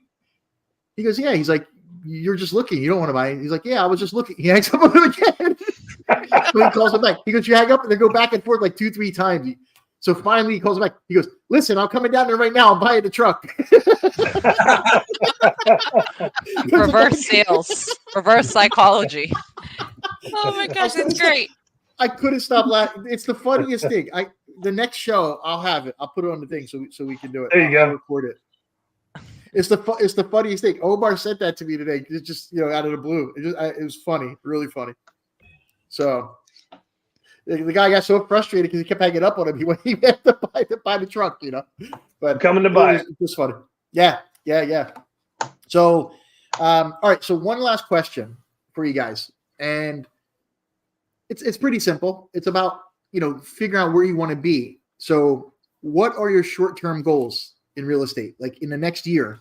Did you want us to answer the other question, Phil, that you asked us down on the bottom? Where did I cut off? Where did I stop? I don't know where I stopped. Daniel. Did I stop it? Oh man, I'm sorry, Alicia. Go. No, that's okay. I'm sorry. What skills or experience from your past do you think will help you succeed? Honestly, my current role as a housing counselor, because in my job you need a lot of empathy, because people are calling with risking their homes at foreclosure. People are calling, they're stressed out because they have thousands of, if not hundreds of thousands of dollars worth of credit card debt, and I'm their solution. So I really take my time to help them come up with a plan of action so that way they can pursue the financial goals that they have set for themselves. So I think just the skills, making connections with people. Sometimes people don't even want to hang up the phone with me and it becomes a problem. So, I think just having strong connection with people in this job that I've been doing for almost 4 years is really setting me up to be really successful in the real estate world, because I have empathy. I'm really good at connecting with people, and, I just love helping people. That's why I do the current job I do. And I want to be able to continue to help people, but work for myself and not have to be under somebody. Just kind of being my own boss and entrepreneur. Yeah. One of the things you're going to see in this business, a lot of people are shallow. They don't care about people. They really don't care. We had the house we're closing on Friday. Mark, we have an affidavit we have to sign because they have to do an inspection to make sure there's no hurricane damage. Now we know there's no hurricane damage, but they still have to come out. And normally in the contract, there's a force majeure, means when there's a storm, the contract gets paused and the closing can be put off by the storm, right? It can be put off up to, I think, 30 days or whatever. And there's nothing nobody can do about it. Well, this affidavit had to be signed. Well, the seller signed it, no problem, because the sellers know there's no damage. The buyer doesn't want to sign it until she can see the property, right? So I called the agent. The agent never answers. The agent hasn't been there for anything. The showing hasn't been there for anything. The inspection. She's not going to be there for a walkthrough tomorrow night. She's not going to be at the closing Friday. She has events with her kid. She can't do this. She can't do that. She's a flat fee agent. She got nothing. She barely made $1,500 on the deal that I'm making 10 times that on, right? On my side, because I knew how to negotiate, right? I knew how to get my money. I knew how to build it into the concession. So I got my 3%, right? On that deal. From the seller. From the seller who only wanted to give me 1.5. I said, no, don't worry. The buyer will pay me. Just we'll do it this way. Yeah, that was great. Abracadabra, poof. So I call her. She don't answer. All this girl does is text. All she does is text. So I said, listen, the buyer doesn't want to sign this until they can see the property. Can I come over there tomorrow, 3:30 with the buyer? Just do a quick walk around, 15 minutes. And here's her text, right? I said, if we can go between 3:30 and 4:30 tomorrow, just for a quick look, it would, she'll sign it. We're good. Well, Mark got an exception done. because the seller signed it, they're going to let my client sign it tomorrow night after 6 o'clock after we do the walkthrough. Now, normally that would take 24 hours. They wouldn't be able to close till Monday, Tuesday. But Mark got an exception done because the seller already said there's no damage. They're going to allow her to do it before they send the funds. So we got to sign it. I got to send it to Mark tomorrow night, and he's going to put it up, and then they're going to let it fund. They're going to send the documents tomorrow. That's because Mark could do that for me. I didn't know that, right? So she goes, sorry, Philip, they are not able to do that tomorrow. They have a lot going on and have obligations already. They are slam busy with things, and they will see you guys on Thursday at 6. Just not possible for them. Sorry, I tried. Listen, there's a lockbox. I can go there. The code's 1982. I could open it up and walk through the house. Who has to be there? Right? I could do that to show a house anytime, can't I? Like, she has to just say, let them go there and look at the house. The key's in the box. Like, solutions, fix the problem. Not sorry, I tried. Well, I took it away from her. But I said, okay, buyer won't sign until she sees the house. Hopefully it won't push back anything. Force majeure clause in the contract will allow what the storm allows for it. So worst case, we'll see and sign Thursday after the walkthrough. Just let them know, that may happen. And she just said, I understand. I'll let them know for sure. And that was it. Like, they just don't want to make things work. Like, I was going to take my time, drive over there just to show them the house 15 minutes so they can sign it. Yeah. I mean, run the water, make sure nothing's broken, make sure, you know what I mean? Make sure no windows broke, nothing, right? We all know nothing's wrong with the house. It wasn't that bad. But still, like, they don't care. You know what I mean? They don't care because they're useless. I think that goes to show you and show our audience the type of customer service that you get from every other real estate brokerage and the high touch service that you get from Pier 21 Realty. Yeah. Yeah. Listen, it's like my own deal. It's like my own deal. It's my money. Like, when I'm working for somebody and doing that, it's like my own situation. And that's what you guys got to do. We owe these people duties, right? Yeah. Another client of mine diligence. Now. Yeah. And another client now, she had a real estate agent list her house back in April. The real estate agent told her, list the house, take all your belongings and put them in storage, clear out the house so it's empty. Oh, yeah. The lady's been living in one room with a bed. Her washer and dryer's not even there. Wow. Since April. That agent didn't sell her house. Another agent she hired, they didn't sell her house. Okay. She calls me. I'm going to sell her house. We took it off the market. Mark and I, she owned the house outright. The lady's paying, she owes the place that has her furniture and stuff $9,500. And it was it wasn't that expensive when it started. No. So this agent told her move all her stuff, built up a $9,500 bill. She don't have the money. She owns the house outright. She has Social Security. She's breaking even. She barely has enough money to live. We were able to do a refinance, take a loan against the house, drop her payment over 50% so she can at least pay off the debt and all this stuff and get her furniture and stuff back. And then eventually sell the house or she's going to stay there. She's not sure yet. But we just saved her $1,100 a month that she can put in her pocket. Yeah. And live and enjoy her life and get her washer and dryer back. Because this scumbag did that. Right? That's what happens. Like, they take advantage of people. Like, why would you tell somebody take everything out of their house and put it in storage when you know the market's not good? When you know the house might not sell? To put them in a bad position, maybe to steal their house or do something wrong or take advantage of somebody that doesn't know what you're doing. Right? That's definitely taking advantage of somebody. The problem solved now. Like. There's no more problem. Mark, when do you close? On 24th? So we could fund on the 27th? Yep. I got to fund that because they're bringing her furniture back on the 29th and we got to pay them the money. So we got to make sure it's funded by the 29th. Yeah, we already have approval and we're. Yeah, she said she talked to you today. So, yeah. But everything's done. Just saved her $1,000 a month. Yep. We got her situated, paid off all her debt, no more headaches. She got her furniture back. Done. I'm going to go there and help the people bring the furniture. They're bringing the furniture back. And I'm going to tell them where to put it. I'm going to her house to do that because it has to be done. You don't treat people like that. No. I don't care. You just don't treat people like that. And I called the agent's broker. I talked to them. They agreed with me. Disappeared. Never called back. So she can sue him. She can sue him, and it depends. It just depends on the aggravation. Is it worth the aggravation? That's where we're at now. Yeah. So but that's what you're up against. The last deal, a woman had the house listed with 2 different agents, right? They couldn't sell it. The lady had a VA loan at 2.99%. VA loan's assumable. I listed the property. I had it sold in 2.5 weeks. Mark, remember that?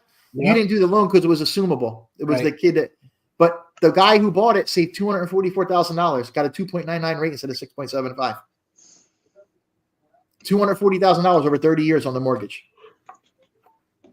I'm doing one right now. I'm not going to say any names. There for somebody that was in class with us, and he has a 3.75 VA mortgage that's assumable. I have it on the market right now. We got to drop the price a little, I think, because we're a little high, but it's 3.75 assumable instead of 6%, 6.25% now. So somebody's going to buy that because of the mortgage. They're going to save $200,000, right? Yeah. So the other agent that had it didn't advertise it. They cost him 6 months of his time. Do you think the market's worse now than 6 months ago? Of course. Yeah. They definitely cost him money. The market's That's why we can't get offers right now, because we're listing it at the price it was 6 months ago. It's probably about 20 grand less right now. But I was hoping the 3.75 mortgage would entice somebody to pay a little more. But it didn't work. We're 10 days in. It's not getting any attention. So we're gonna have to drop it down. Even with that, because the market's getting flooded right now. There's houses hitting the market, nothing selling. We're gonna talk more about this later in different episodes. I have an episode I did with Saks Realty, has like 800,000 views. We were talking about the market in Florida. But we're going to talk about stuff like that too. And we're going to talk about how it's affecting people.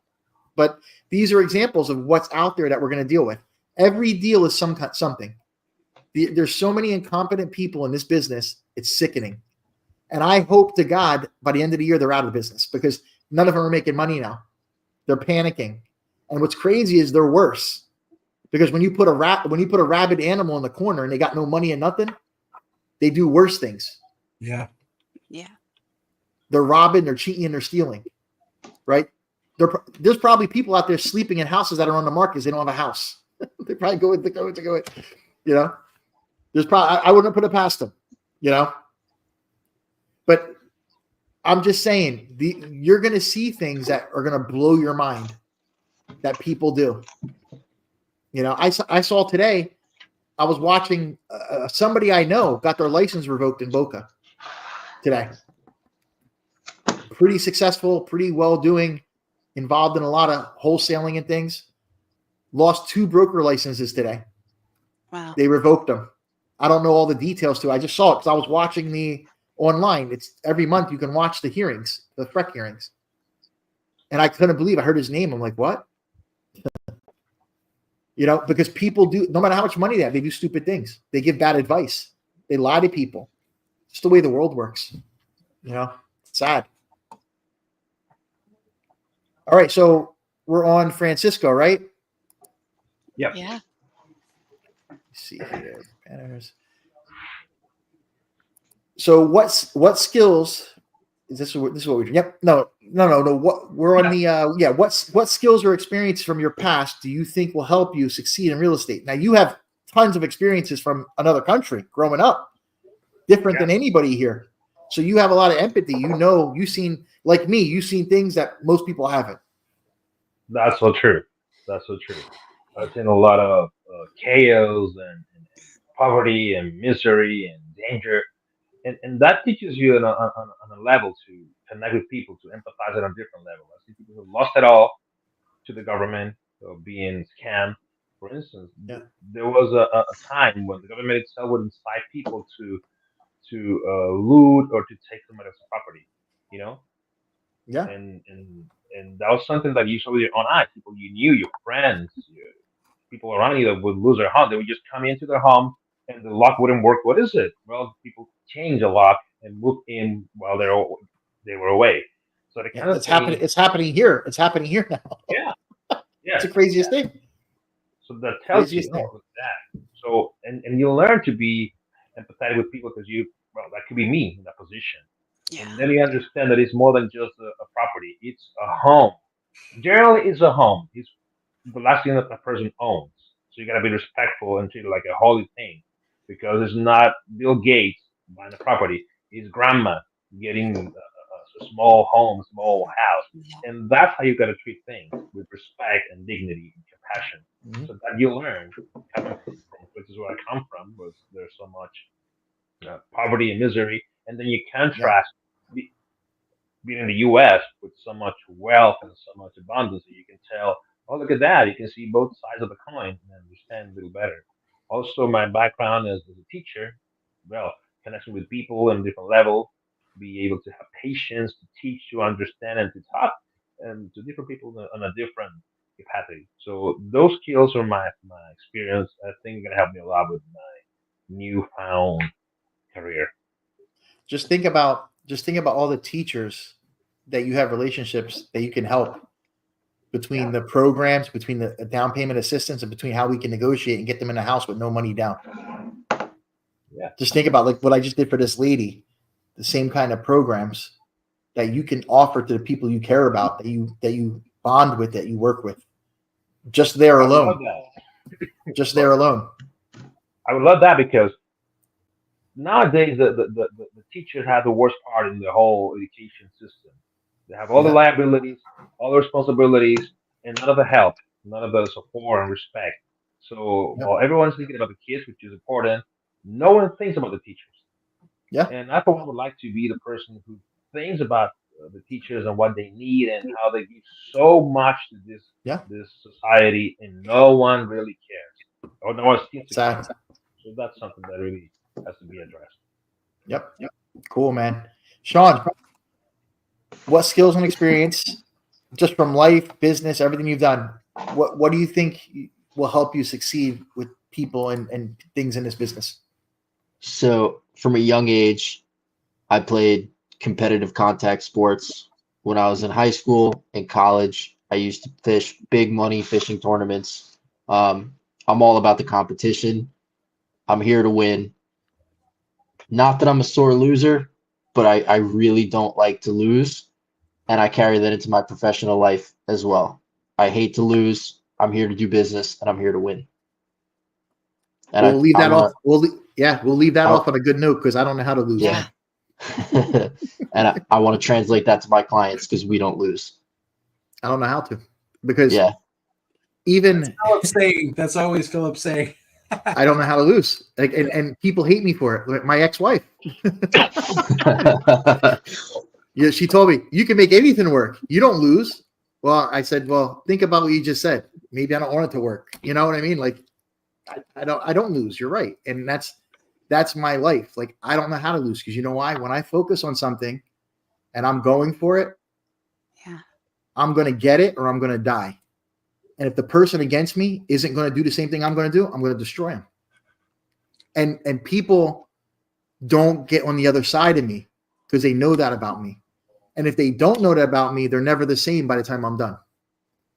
And that's just the way it works. Like, I just don't know how to lose. And I'm so relentless.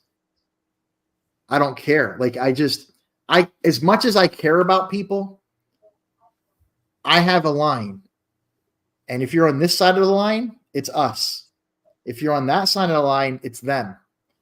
And them, I don't want to hurt nobody. I'll never start a problem.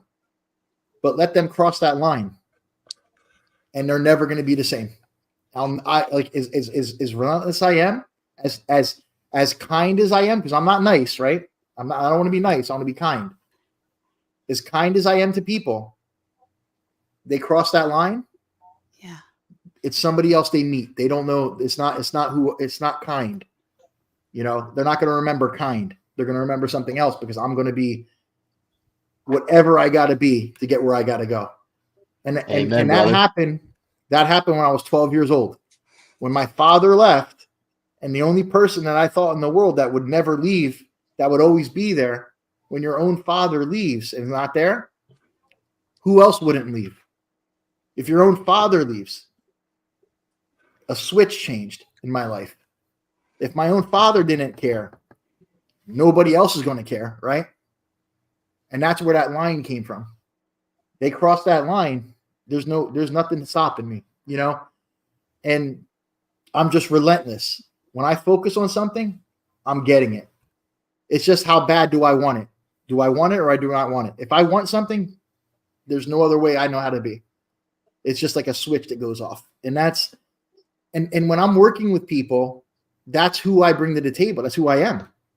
Francisco, you've seen that with that agent, right? The guy that was on the board, didn't cut the grass, tried the bullshit with the MLS, didn't want to take the house and put a pending, right? Oh my What God, happened? yeah. I went through all that. Like, I got that done in 3 hours. Like, you know, fine, like all that. Mark, you know about that. Yeah. Like, and that guy was on the board of an MLS. On a board of an MLS. We had a contract Breaking with his own rules. business, and he didn't put the house off, the market. He was still He selling kept the it house. active. What happened was we had it. We bought the house. We had a contingency for Francisco to sell his current house. Because we had a contingency, he didn't want to put it pending. In Stellar MLS, they don't have active under contract. They only have pending. So if you're still showing the property, you got to put pending, and then in the comments it says, still showing property. Well, within 24 hours, you have to change it. That's the MLS rule. He's on the board of the MLS and refused to do it. I had to report it to the MLS. I had to go through the steps. It was Memorial Day weekend, Thursday. No, it was Wednesday. Thursday. Thursday. It was Thursday. Friday, they closed at noon. If I didn't get it taken off by Friday into the right category, it would have been on until Tuesday because they were closed. And he was hoping to get more offers because if he got more offers, we would have had to put $5,000 down more in escrow, and we would have had to release him from the contingency, or we would get our money back and walk away. And the house, we got a really good deal on it. And the only reason we got a good deal is because he took terrible pictures. Like, the house was so much nicer than the picture. So nobody probably went to see it. They thought it was a dump. But the house was perfect. It was so nice. Yeah, it was awesome. And I was afraid somebody was going to come see and offer more money. Then we would have got stuck. He would have had to release his contingency and put $5 more grand in escrow. And by releasing the contingency, we didn't know if his house was going to sell. So he would have lost his $10,000 deposit if his house didn't sell. So this guy, talk about ethics, did not follow his own rules and tried to get more offers and misrepresented to the public and other agents that the house was still available when it wasn't. And this is a board member. You want to know why the NAR got sued? You want to know why there's problems in the real estate industry? You got people like this in charge. That's the problem in this business. You know? What are you going to do? That's another thing. Every deal, there's something. Every deal, there's something. You know? I just gave you 3 examples on 3 deals. Like, every deal, there's something. And they, when you hold them accountable, man, they think they're, and then listen, I own a real estate school. I own a real estate brokerage. I teach the courses. I'm licensed with the commission to teach people and certify them. You sure you want to go down that road? You sure? Because listen, I'm all for it. Do you want to go down it? That's what I tell them. Because look, I'm all for it. I'm ready to go. Yeah. I don't want to go down that road, but here's your chance. Swallow your pride. Pick up your boots. Go on, let's go. You want to go? But he's still trying to play the game, but then you knew how to navigate to the board, which forced his hand before on Friday, which was it got done. Awesome. I went right to his broker. I went right to the board. Yeah. And it got done. It was done 11 a.m. on Friday within 3 hours. That's unheard of. You can't get nothing done. You know? I was so nervous that day. Oh my God. I was looking at the website and said, oh, look at this. This is really crazy. And then I get there for the walkthrough. The day of move-in, I get there for the walkthrough. The grass is up to my knee. The agent was there the day before. He goes, yeah, everything's great. Everything's fine. I get there. The grass is up to my knee. I get out of my car. The water company's there turning the water off. I go, yo. I go, stop what you're doing. He looked at me. The guy didn't know who I was. I go, buddy, listen. I go, I'm doing a walkthrough in this house. The water got to be running because we got to make sure the plumbing's working before we go sign the deal. Well, the guy, I called the agent right there. And I told him, listen, my next call is to the DBPR. That's my next call. I'm like, you were here at this house yesterday, right? He goes, yeah. I go, everything was okay? I go, I feel like I'm a lion in the grass. Like I'm a lion looking through the grass, like fucking like hunting. The grass is up over my hip. I go, you were here yesterday? It's okay. I told him, that's what I said to him. I feel like a fucking lion. I'm praying through the grass here. Yeah, and he didn't know what to do. I go, you saw this, right? You didn't tell me? You nothing? You just thought I wasn't going to see it? Like I'm retarded? Like what are you thinking? This is the guy. He's a member of the board. And I'm like, bro, so he ended up paying for it. He had somebody come the next day and do the lawn because the owner wasn't going to pay. I go, listen, if you would have told me, I would have sent somebody there to cut the grass and give the guy $100. You don't just not do it. But he did. He came the next day, right, Francisco? Because I was going to call the DBPR if he didn't. I was going to report him. Because of everything he did, not just the grass. The grass don't matter, but the fact that he misrepresented and did all that. I was going to file a complaint against him, but I didn't at that point. Like I let it go. I probably shouldn't have, but I let it go because I don't want to be that guy. I don't want to be a guy to call and report. Like I don't want to be that. I'm not that guy. I don't call the cops. I don't want to deal with that shit. But it comes to a point where somebody has to do something, to hold people accountable. Nobody's above the rules. Matter of fact, their own rules. That's the craziest part, Yeah. But these are the stories that it's just one thing after another, after another, after another, And sometimes it gets so frustrating. Like, why am I doing this? But then you remember how happy people are when you help them. Yeah. How much money you make when you do a deal. Like you remember, like, wow, this is what made me what I am in my life financially. Like this kind of stuff. Being able to sort through it and fix it. Yeah. Like fix the problem. Problems aren't bad. Whenever somebody has a problem, you get paid for solutions. Right? The harder the problem, the more the pay. Right? That's how it works. Harder the problem, the more the pay. And the better relationship and the more you get from it. That's how it works. But I've seen so many things, like it's crazy. But you just kind of bite your lip and keep pushing through and do the right thing always. Because when you don't lie and when you tell the truth and you do what's right, you got nothing to hide from. You got nothing to remember. You got nothing to tell that's not. As long as you truly believe what you're doing is right, do it. Because you got nothing to run from. I don't have to hide from nobody. I did what I did. This is right. This is the way it works. You don't like it? Tough shit. I'm not here to be your friend. I'm here to get things done. I even tell clients, like, look, I tell them, you might not like what I'm going to tell you, but I'm going to tell you the truth. And here's the problem. We got to fix it. That's it. I'm not going to bullshit you. And if you don't want somebody like that to work with you, I'm not the person for you. And I'm okay with that. But you want somebody who knows what they're doing and going to solve problems, get things done, I'm the person for you. Look around, figure it out. Look what people say. Look at the reviews. How can I be top 5% in transactions with an office small, and when other offices have thousands of people? How can I be doing this? Because there's something there, right? It's not by accident.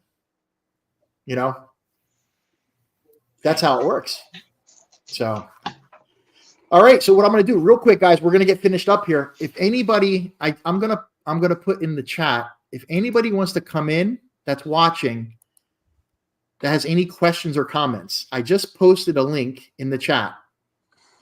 If you click that link, it'll bring you in here, and I can bring you in if you want to ask any questions. If you don't, you could type in a question. If anybody wants to type in a question, we can go through them. So I'm going to go back in the chat here because there's been some questions, and I haven't been able to pull them up. Let me see here. Someone's asking about rentals. Let me see. We got someone here. Do you work with new agents who want to start with rentals? One of the reasons like I don't have time.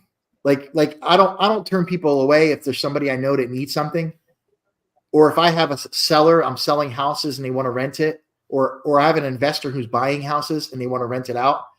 I'll do the rentals and put the renters in there for them. I don't do property management. I don't advertise for rentals because I only have so much time in a day. And my time is dedicated towards sellers. Like 90% of my business is working with sellers to find buyers to buy their property. It's not, I don't work with buyers most of the time. Usually it's someone that I know, or someone like the one I'm closing Friday came to the pizza bus, said, hey, can you help me? You know, I don't advertise for buyers. We don't advertise for buyers. We advertise to sellers.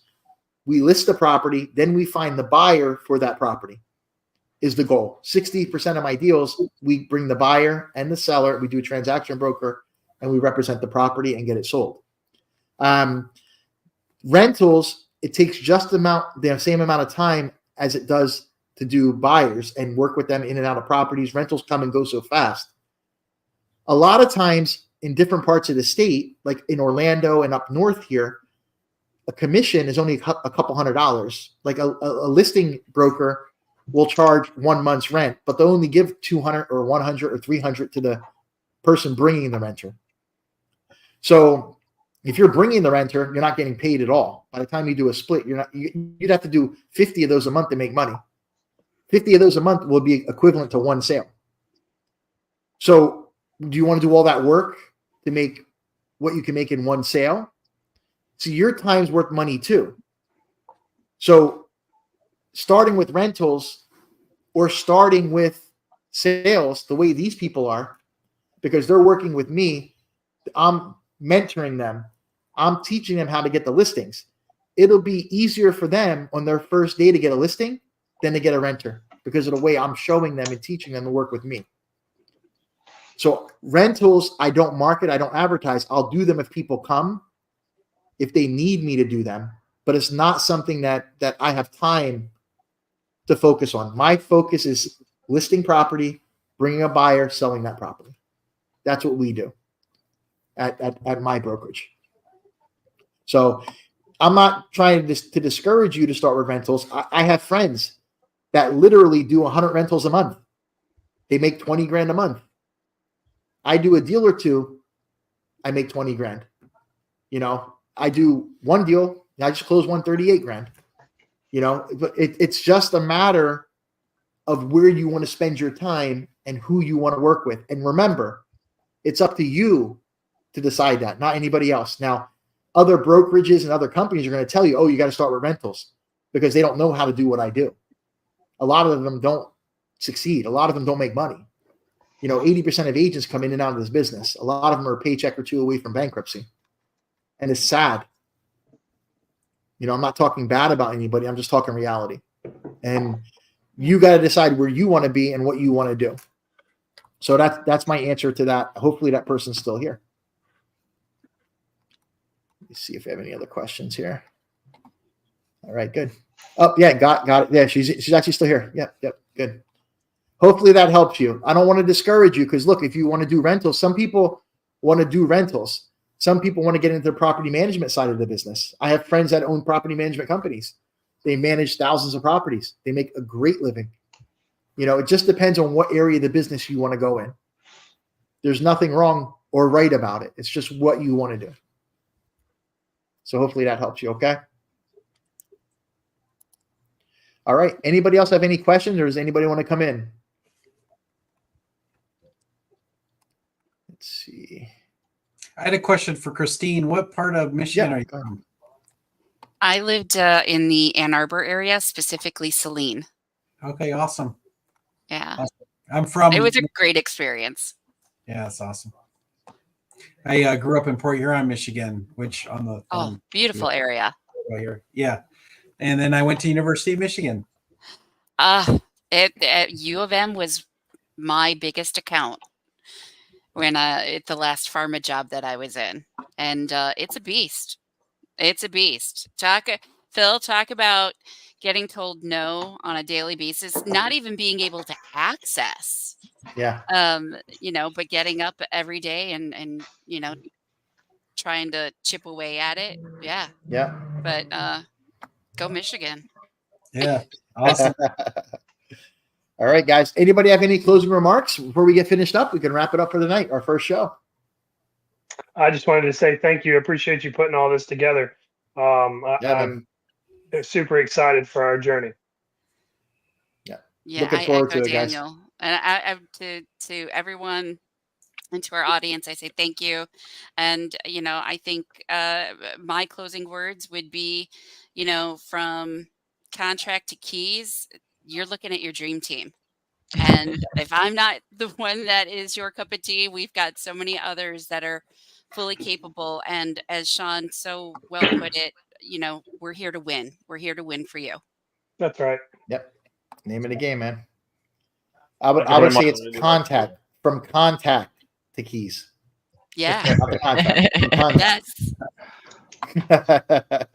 So, all right. Maybe that's the name of the show. Maybe we should change it to contact to keys. There you go. Contact the keys, here to win. Cool, man. This is going to be fun. I'll see you guys tomorrow night. I got to do that walkthrough at 6. We were supposed to start at 6. Right. I got a bunch of the disc profiles. You guys sent them. I don't know if I got everybody's, but I got most of them. I haven't done mine yet. I plan to do it tomorrow. Right. That's cool. We're probably going to start a little late, around 7 tomorrow, just because I have to do that at 6. I have no way around it. So I'm going to do that. I'm going to run back. I got to email Mark the paperwork when it's done, signed. And then we're going to get started with the training. So we'll probably start 7. Maybe if I'm not there, just log in. If you're in a waiting room, just wait. If anything changes, I'll text you guys if I'm running a little bit later. But I'm hoping it's only going to take me 15 minutes to walk through and get done. So I might go 5:30 just to go early, piss them off a little bit. Okay. So. Awesome. Well, I just wanted to say thank you, Phil, for putting everything together, and I'm really grateful to be here and on this journey. So looking forward to the next show. All right, we're going to finish up. You guys just wait here. I'm going to put the outro, and then I'll be right back, okay? All right. Okay. All right, guys. So wait here. I'll talk to you guys in a couple of minutes. Good night, everybody. And we'll see you guys. We'll see you guys next Wednesday. Good night, everybody. Yep. Awesome. Come back and join us next week. Good night, guys.